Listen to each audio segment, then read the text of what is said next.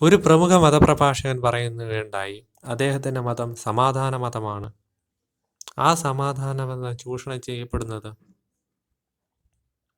ലോകത്ത് $1 billion business ചെയ്യുന്ന വലിയ വലിയ ഇൻഡസ്ട്രികൾ അനിയന്ത്രിതമായി നിയമപരമല്ലാത്ത ഇതിലെല്ലാം എതിർത്ത് നിൽക്കുന്നതുകൊണ്ടാണ്. അദ്ദേഹത്തിൻ്റെ മതത്തിൽ നിന്നുള്ള ഒരു രാജ്യത്ത് തന്നെയാണ് ഏറ്റവും കൂടുതൽ പോണോഗ്രഫി സൈറ്റുകൾ സന്ദർശിക്കാറുള്ളത്.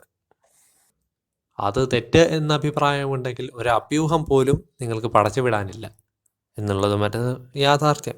ഏറ്റവും കൂടുതൽ അശ്ലീലം കാണുന്നത് 10ൽ 5 രാജ്യങ്ങളും അദ്ദേഹത്തിൻ്റെ മതത്തിൽപ്പെട്ട രാജ്യങ്ങളാണ്. നിങ്ങൾക്ക് നിങ്ങളുടെ മതം ആചരിക്കാം, പക്ഷേ മറ്റൊരാളും അങ്ങനെ തന്നെ ചെയ്യണമെന്ന് പറയാൻ യാതൊരു അവകാശവുമില്ല. എനിക്ക് നിങ്ങളെ എതിർക്കേണ്ട യാതൊരു കാര്യവുമില്ല. മറ്റൊരു വ്യക്തിയെ ചെയ്യണം, ഇങ്ങനെ തന്നെ ജീവിക്കണം, ഇതാണ് ശരി എന്ന് പറയുന്നതിൽ എന്തർത്ഥമാണുള്ളത്? അത് മറ്റൊരു വ്യക്തിയുടെ സ്വകാര്യതയിലോട്ടുള്ള വ്യക്തിത്വത്തിലേക്കുള്ള കടന്നുകയറ്റമാണ്. അതിന് അവകാശമില്ല. നിങ്ങൾ എതിർക്കപ്പെടണമെങ്കിൽ അതിൽ നിങ്ങൾ കുറ്റക്കാരനാവണമെന്ന് ആരും പറഞ്ഞിട്ടില്ല.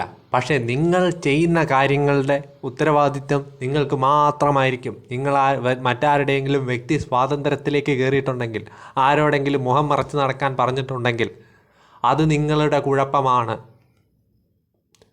നിങ്ങൾ മറ്റൊരാളോട് ഇങ്ങനെ മാത്രമേ വേഷം ധരിക്കാൻ പറ്റുള്ളൂ എന്ന് പറഞ്ഞിട്ടുണ്ടെങ്കിൽ അതിൻ്റെ ഉത്തരവാദിത്വം നിങ്ങൾക്ക് തന്നെയാണുള്ളത്.